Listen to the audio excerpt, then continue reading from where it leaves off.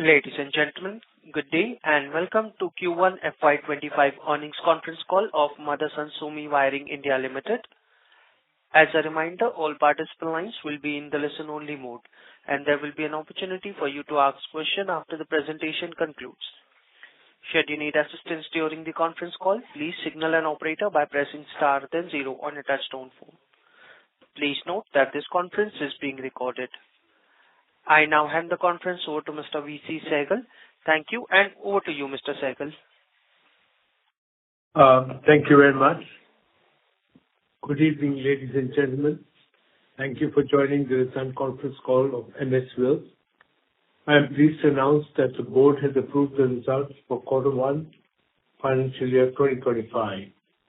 The company has delivered another quarter of strong results. Revenues during the quarter grew by 17% year-on-year on 2,185 crores. The revenue is on the back of both increased volumes and content. As a result, we outperformed the industry growth year-on-year across all segments, PV, CV, and two-wheelers. On a year-on-year basis, production of hybrid vehicles grew by 34%, EV by 11%, and the OEM progress in their journey towards clean mobility. The company is well positioned to gain from the resultant increase in content. The content increase in clean mobility solution is account of high voltage cables, battery management systems, and related components.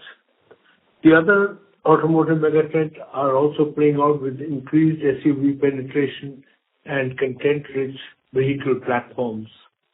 EBITDA for the quarter stood at 239 crores, which is about 15% growth on year-on-year.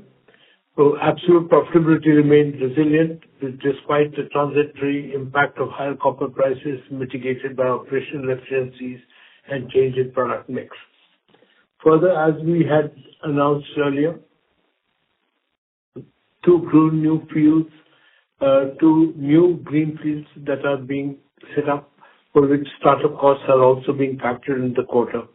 One plant, Pune, commenced operation in this quarter and is expected to fully ramp up by Q2, Q3.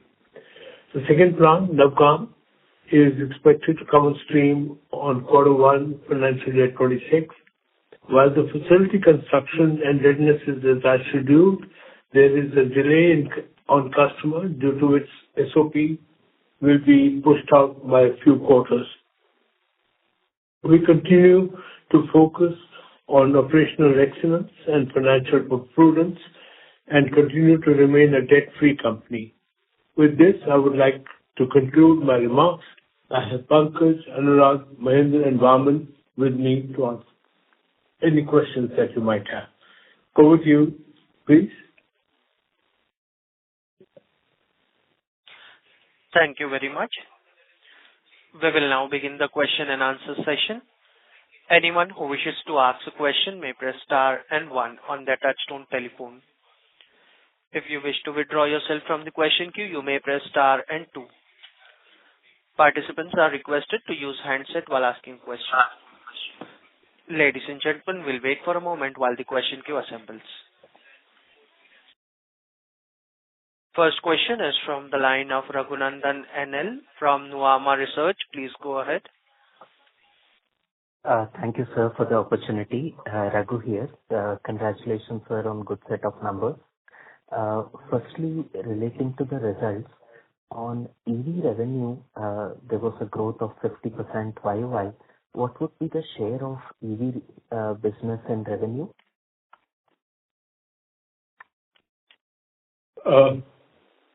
Anurag, can you please take this one? Yes, sir. I think it is approximately 5%, including EV and hybrid at this moment in Q1. Got it, sir. Thank you. Other expenses are higher on a QOQ and YOY basis. There would be expenses relating to the new plants. Can you,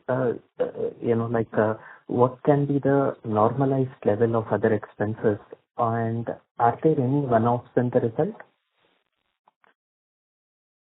Mahendra? Yeah.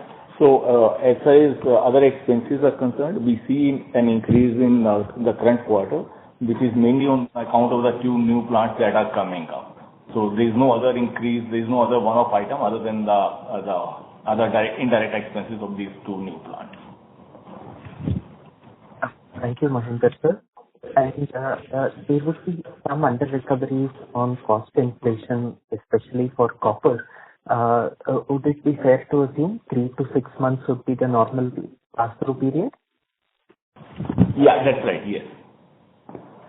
Thank you.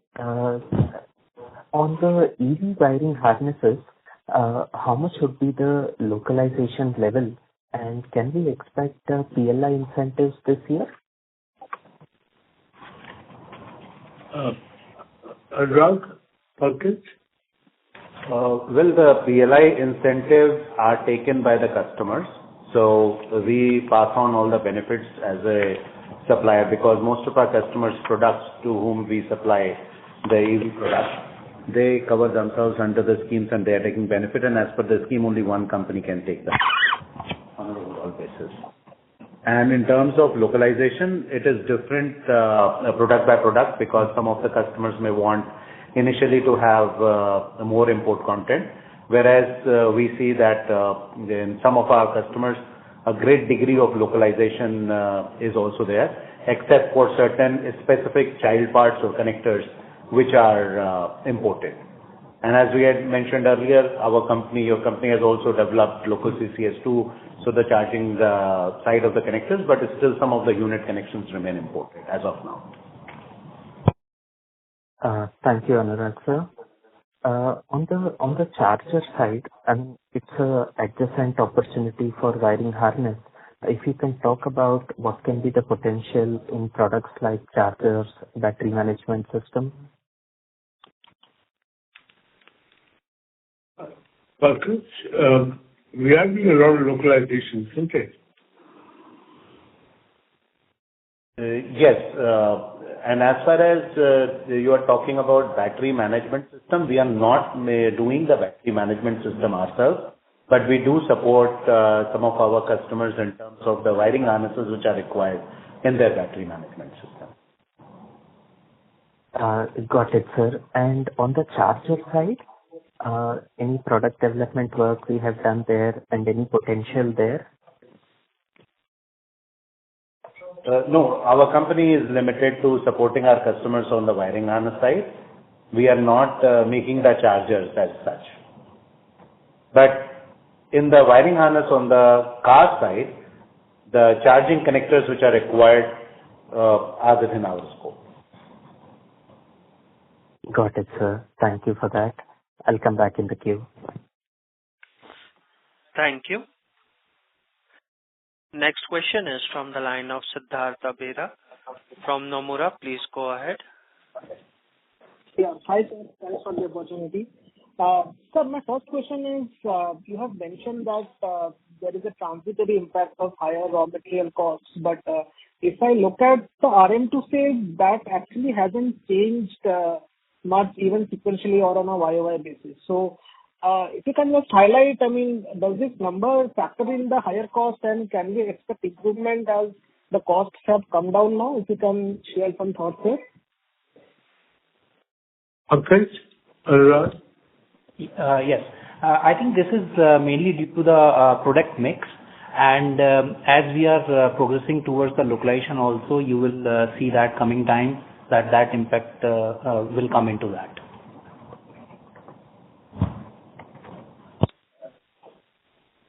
Okay. So you mean it will be a function of both mix and commodity. So assuming mix stays same, sorry. Yeah, it's largely a product mix impact. Okay. So assuming the mix stays same in the coming quarters, given that copper has come down a bit towards the end, we should expect some improvement. Is that the right way to think about this?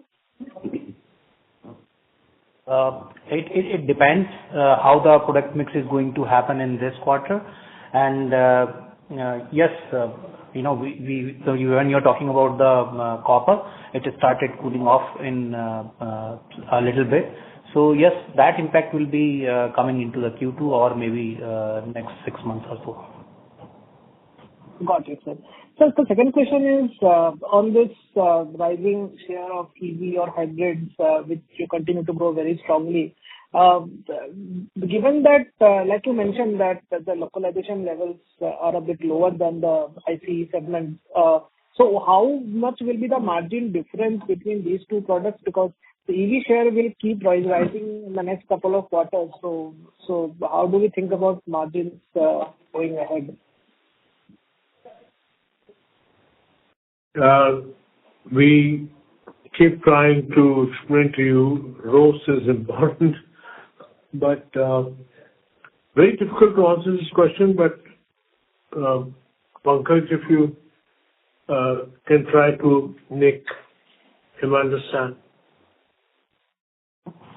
So as you rightly mentioned, we always look at ROS, and that's how we have always been doing high-level assemblies or any kind of business which we do with our customers, as the focus for a very long time on the company has been on return on capital employed.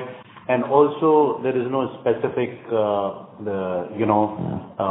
rule for margins, so it will all depend on what kind of value addition we are doing and how we are doing it, and project by project. So that's how it is. It's not something very specific to a particular product.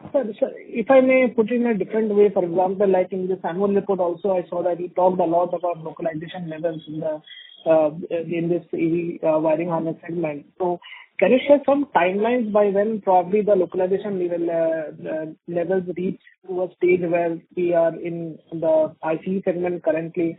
How long do you think that may take based on the discussions or the visibility you have? Sorry, whom did you talk about? Who told you this particular thing? No, the annual report talks a bit about many localization initiatives being taken on the charger and other aspects which we have done. So just wanted to understand by when can we probably have the same amount of value addition in this segment over the next few years, like compared to ICE? See, by the time you get into localization, you must remember that the model changes in 3 years to 4 years. So localization, we are multi-product, multi-harness is the same.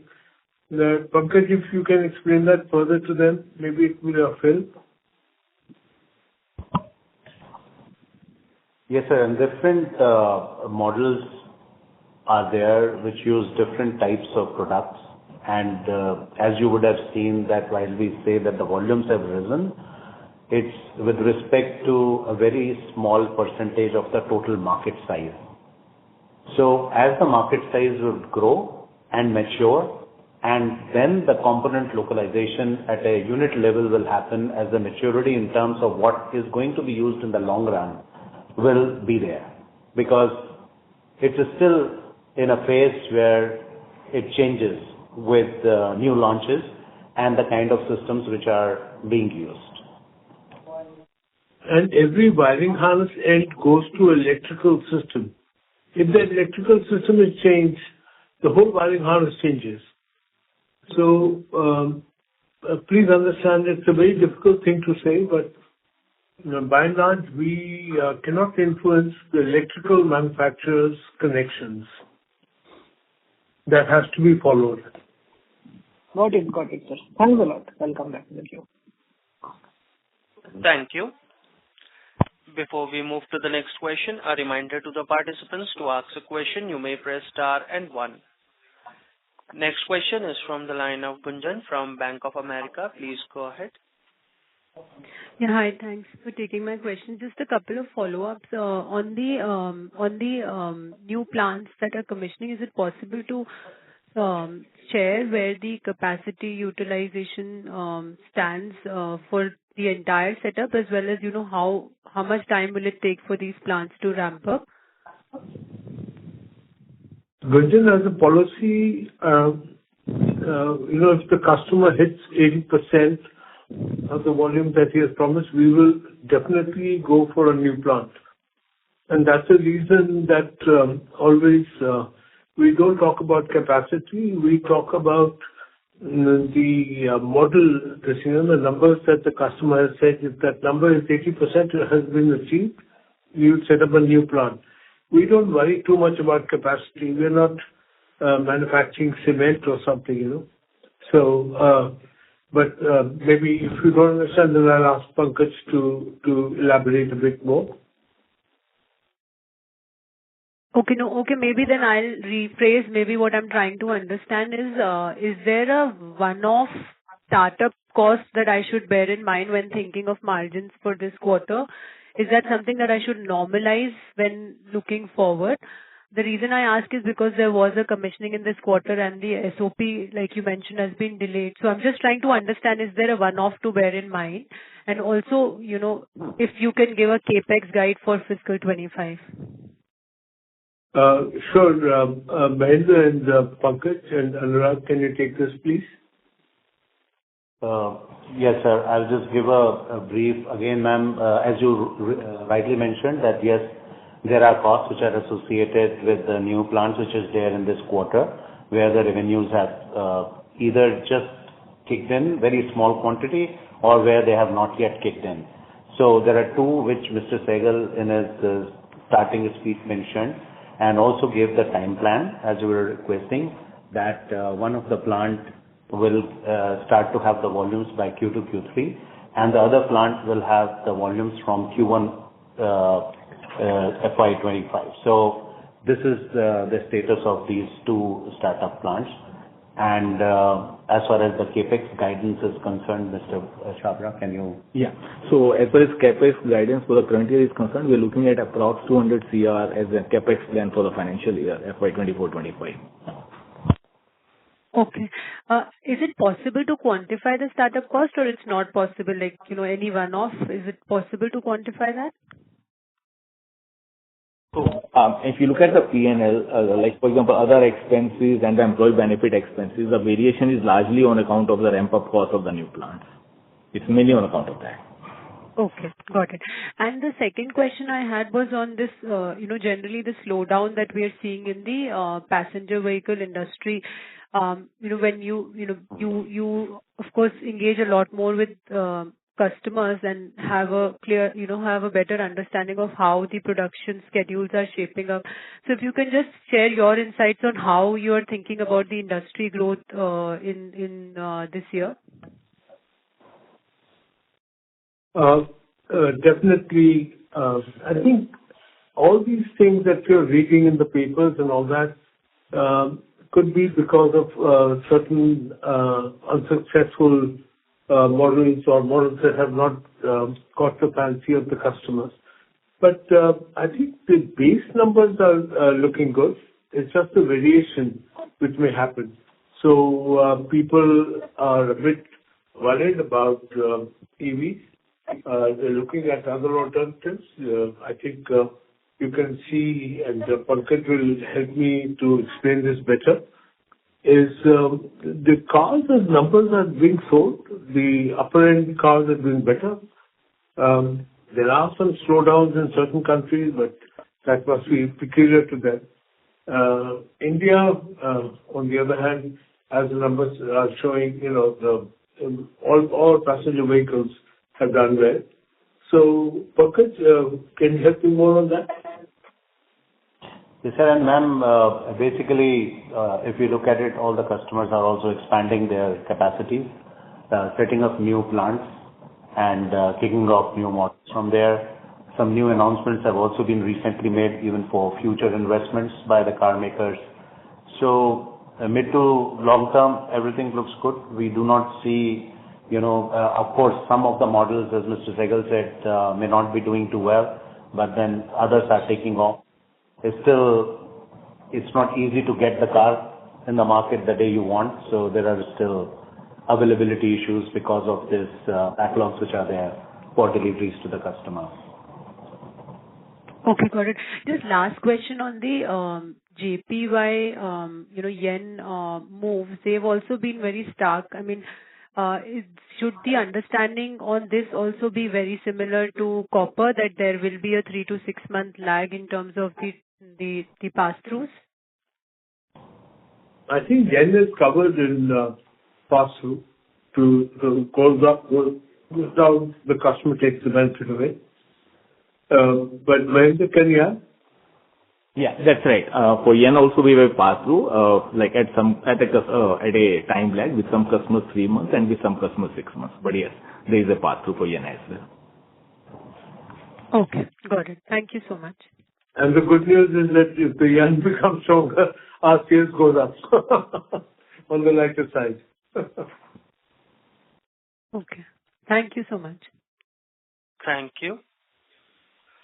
Participants, to ask a question, you may press star and 1. Next question is from the line of Jinesh Gandhi from Ambit Capital. Please go ahead. Yeah, hi, sir. 2 questions. One is a clarification on JPY. So the royalty which we pay to Sumitomo, that's on JPY basis or calculated on INR? Pankaj, what's the royalty? It's not much, is it? But it's paid on the Indian business in INR because it's INR.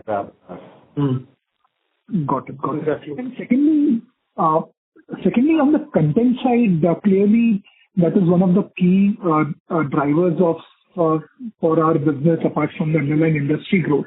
How do you see the difference in content between IC and hybrids on the passenger vehicle side? Now, hybrids obviously is something which is coming up in a reasonably good manner. So is content substantially different in hybrids?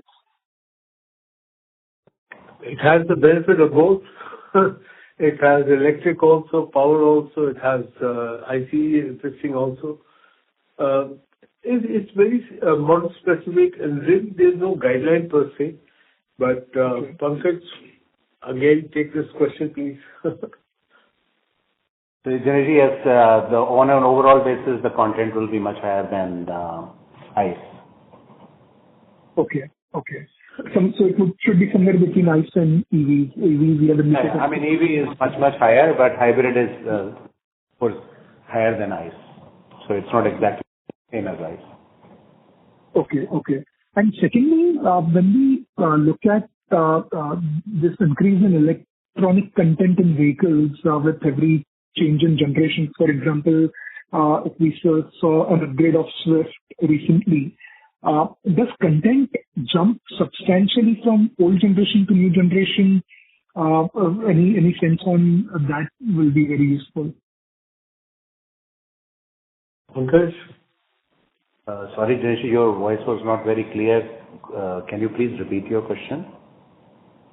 What I'm asking is for upgradation of new models, given that electronic content also goes up substantially between old generation and new generation, do we see material increase in content for us? With feature addition, yes. So as the new generation vehicles comes with more features, then there is a content addition on account of that. So electric and hybrid, also the copper content goes up because thicker cables have to be used, and then the connectors also. So very, very difficult to quantify, but definitely has that, I think. Pankaj? Exactly. My question was between generation, because of feature addition, it would be 10% higher or far more than that? Yes, depending upon what you want to buy.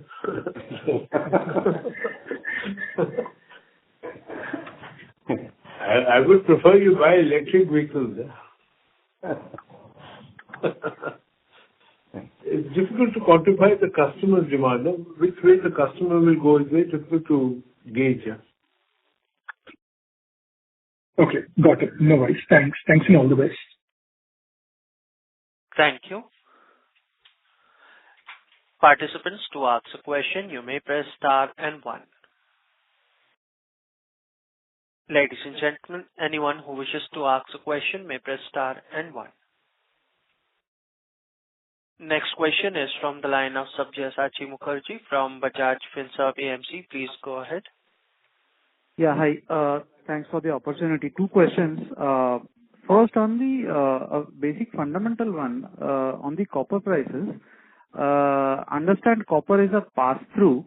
Let's say the copper comes down and which is coming down, and we have to pass it on.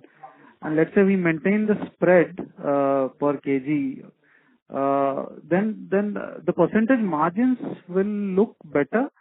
How should one think of it in terms of gross margins going ahead? Pankaj, Mahendra, can you take this? Sir, hypothetically, I mean, if everything else remains the same and everything is static, and if we just change the copper price down from, let's say, $10,000 to $5,000, then yes, everything remaining same, the product mix, the volumes, all the costs, then it will look better mathematically. Right. So mathematically, the percentage margins will look better, right? Yes. And do we incur a inventory loss if copper comes down? How does that work?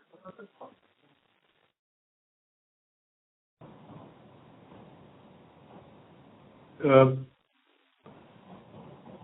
think on an average, if you look at the copper prices for the last 10 years, you'll find that sometimes you give, sometimes you get.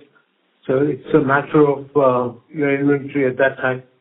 But we've also seen sometimes the customer keeps the particular price at such level that if any increase or decrease, he takes directly that, and we buy the copper on their behalf also for some customers.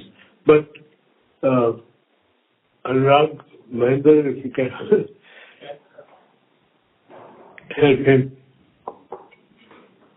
Yeah, it's the average of a quarter or average of 6 months on the basis of which the changes take place. So,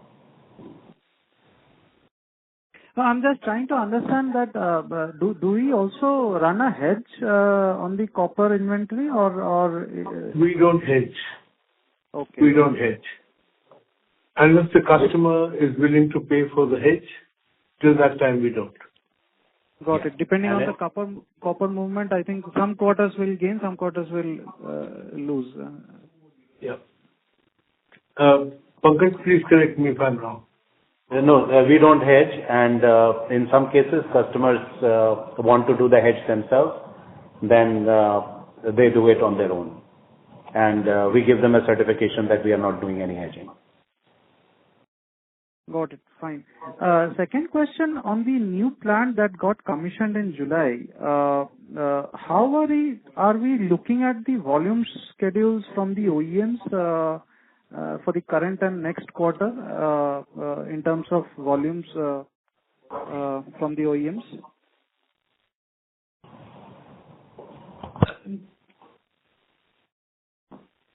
I think it's very subjective because we're not 100% suppliers to any customers per se, but it depends upon the models. There's so many variables on that. But again, I would ask the guys in operations to help Anurag and Pankaj, if you can give an idea. Yeah, as Mr. Sumi has said, there are these particular plant is not only one customer, one model also, and these new models also are getting launched, and then we have to see how they are going to perform in the market. So as in the opening remarks also, we have said that it's a fully ramp up fully by quarter 2 and quarter 3. So we have to wait and watch in that line. Got it. Understood. Thanks. Anurag, how many plants do we have totally in MSWIL, wiring harness plants? 28, sir, including these two.